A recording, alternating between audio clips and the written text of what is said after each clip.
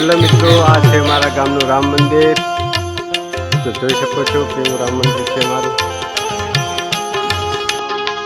રામ મંદિરના દર્શન કરાવજો।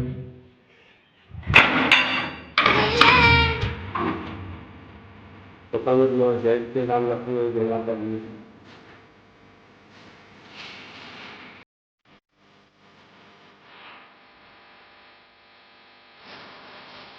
કેળાની મારી પાસે હનુમાન દાદા બેઠો છે। શ્રીફળનો પહાડ થઈ ગયો।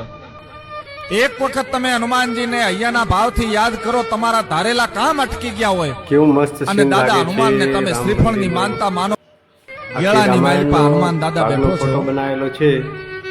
તો મિત્રો, શ્રીફળનો તમે પહાડ થઈ ગયો। રામાયણ દેખી હોય તો કમેન્ટ એક કરજો। વખત તમે હનુમાનજીને અહીંયાના ભાવથી યાદ કરો, તમારા ધારેલા કામ અટકી ગયા હોય।